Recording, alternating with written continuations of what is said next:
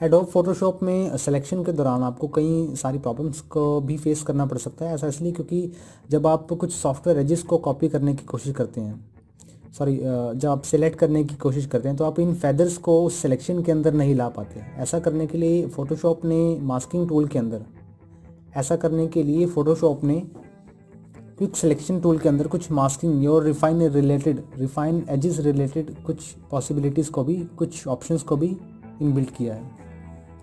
तो चलिए इनके बारे में जानते हैं। क्विक सिलेक्शन टूल को एक्सेस करने के लिए आप टूल बार से सिलेक्शन टूल सेलेक्ट करें, अदरवाइज़ कीबोर्ड पर W की को प्रेस करें।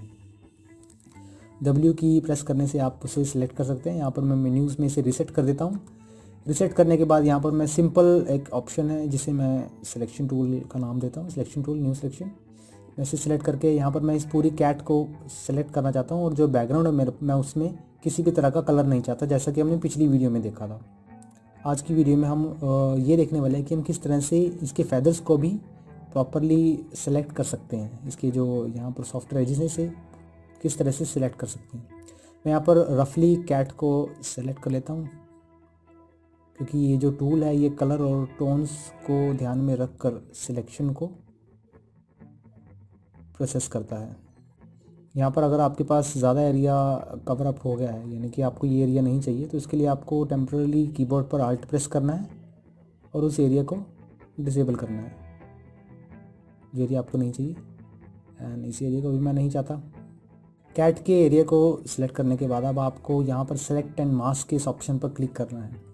हो सकता है आपकी उसमें रिफाइन एज के नाम से ऑप्शन अवेलेबल हो, लेकिन जो 2018 के बाद के सॉफ्टवेयर के लेकिन जो 2018 के बाद के फोटोशॉप के वर्जन है उसमें हमारे पास कुछ इस तरह का इंटरफेस देखने को मिलता है, जिसके अंदर आपको लेफ्ट साइड में कुछ टूल्स मिलते हैं, जिसमें क्विक सिलेक्शन टूल पहला टूल है, रिफाइन एज जिसे हम यूज़ करने वाला है वो सेकंड टूल, जो थर्ड टूल है वो ब्रश टूल है, फोर्थ टूल हमारे पास लेसर टूल सिलेक्शन रिलेटेड, और जो फिफ्थ और सिक्स टूल है वो हैंड टूल, ताकि मैं इस फोटो को मूव कर सकूँ फ्रीली कहीं भी, और जूम टूल है।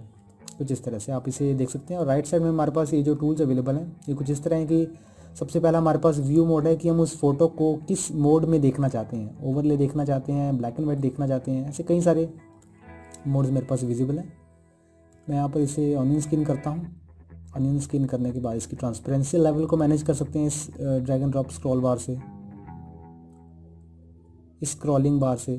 एंड एज डिटेक्शन में आप इसकी रेडियस को बढ़ाने से जो फोटोशॉप है आपकी, इसके कॉर्नर्स की जो रेडियस है उसे अपने अकॉर्डिंगली मैनेज करता है, अपने अकॉर्डिंगली एडजस्ट करता है। कुछ इस तरह से आप इसे जितना ज़्यादा बढ़ाएंगे उतना ही ज़्यादा ये रेडियस को मैनेज करता जाएगा। मैं स्मार्ट ब्लर पर क्लिक करता हूँ। ग्लोबल रिफाइनमेंट्स में आप इसकी स्मूथनेस, फेदरनेस और कॉन्ट्रास्ट को मैनेज कर सकते हैं।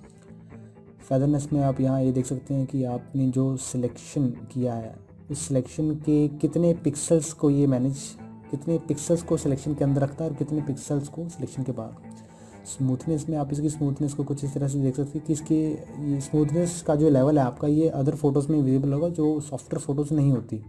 स्मूथ फोटो, उन फोटोज़ को स्मूथ करने के लिए, उसके सिलेक्शन को स्मूथ करने के लिए जो ज्योमेट्रिक शेप्स होती हैं ये उनके लिए ऑप्शंस अवेलेबल है हमारे पास। मैं फेदर को भी यहाँ पर 0 रखता हूँ। और अब चलते हैं रिफाइन एज के इस टूल की तरफ। मैं इसके एजेस को रिफाइन करता हूँ।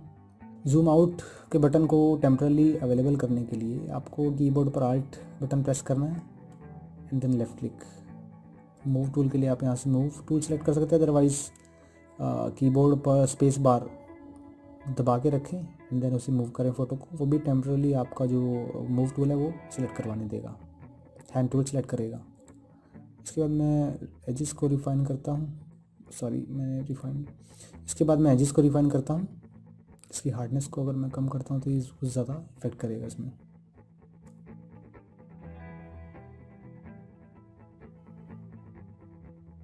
इस वीडियो को यहाँ से फास्ट फॉरवर्ड करना है ताकि एडिटिंग का प्रोसेस कम समय में ज़्यादा कवर अप हो जाए। और वॉइस लेवल म्यूट कर देना यहाँ पे।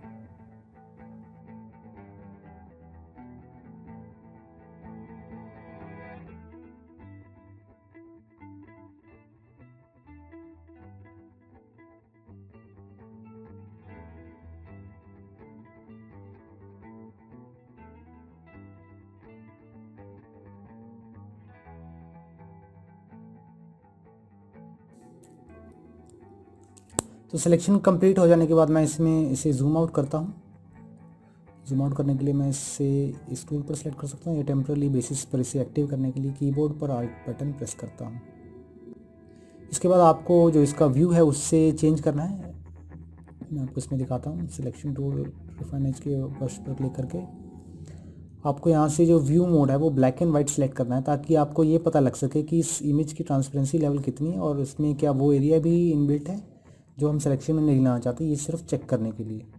अगर आपके पास ट्रांसपेरेंसी लेवल ज़्यादा होता है तो ब्लैक एंड वाइट की इस एरिया के अंदर आपको कुछ ट्रांसपेरेंसी लेवल पर कुछ कंटेंट आपका मिक्सअप कुछ कंटेंट आपको मिस दिखाई दे सकता है, जो कि अभी मेरे पास इस फोटो में नहीं है। इस फोटो को जूम करने के बाद आप देख सकते हैं कि फोटोशॉप ने इसकी जो रिफाइन एजेस की प्रॉपर्टीज़ को कितना बेहतरीन मैनेज किया है। बॉटम का जो फेदर है इसने प्रॉपरली इसे कट ऑफ कर लिया है कुछ इस तरह से। इसके बाद मैं चाहता हूँ इसके आसपास का एरिया सिलेक्टेड हो और आउटपुट रिजल्ट्स में यहाँ नीचे आप देख सकते हैं कि आपके पास कुछ आउटपुट सेटिंग्स हैं कि अगर आपकी फ़ोटो सेलेक्ट हो गई है तो सेलेक्ट होने के बाद उसका आउटपुट कैसा हो। ऑन स्क्रीन सेलेक्ट करता हूँ एंड आउटपुट सिलेक्शन में मैं आउटपुट टू सिलेक्शन रखता हूँ। अगर आप चाहें तो इसे लेयर मास्क, न्यू लेयर या और भी कुछ डॉक्यूमेंट्स में कन्वर्ट कर सकते हैं। मैं इसे सिलेक्शन रख के ही ओके करता हूँ। ओके करने के बाद आप यहाँ पर देख सकते हैं कि आपके पास कुछ सिलेक्टिव एरिया यहाँ पर दिख गया है। अभी मेरे पास ये जो सिलेक्शन एरिया है ये प्रॉपरली फेदर इंक्लूडेड, यानी कि पूरी सॉफ्टनेस के साथ हमारे पास इसमें ये जो आपने फेदर देखा था ये भी इनबिल्टेड है। तो इसे मैं चाहता हूँ कि मेरा आसपास का एरिया सिलेक्टेड, उसका कलर मैं डल करना चाहता हूँ। इसके लिए मुझे क्या करना होगा, यहाँ पर राइट बटन पर क्लिक करना है कीबोर्ड पर और सेलेक्ट इन्वर्स के बटन पर क्लिक करना होगा। इन्वर्स के बटन पर क्लिक करने के बाद आपको यहाँ पर एक लेयर क्रिएट करनी होगी, न्यू एडजस्टमेंट लेयर, जिसमें मैं बैकग्राउंड की जो कलर है उसको मैं कम करना चाहता हूँ। मैं ह्यू एंड सैचुरेशन में इसे नाम दे देता हूँ नो बैकग्राउंड कलर। ओके करने के बाद आप इसके कलर को कुछ इस तरह से गिरा सकते हैं, कम कर सकते हैं, ताकि आपकी जो कैट है वही आपको दिखाई दे पूरी फ़ोटो में कुछ इस तरह से। तो ये था फोटोशॉप में क्विक सिलेक्शन टूल और उसकी मास्किंग रिलेटेड फैसिलिटीज़ और रिफाइन एज, ताकि हम उसके एजेस को रिफाइन कर सकें, उसकी फैसिलिटीज़। तो आप इसमें जूम करके देख सकते हैं कि फ़ोटोशॉप ने इसके जो एजेस को सिलेक्ट किया था वो कुछ इस तरह से मैनेज कर रहा है, कुछ इस तरह से आपको दिख रहा है स्क्रीन पर।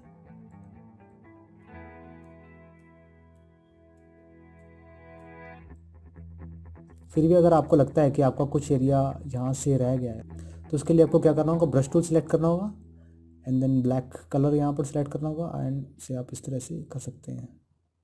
तो यहाँ पर आपका वो कलर भी सिलेक्ट हो जाएगा जो आपका रह रहा था।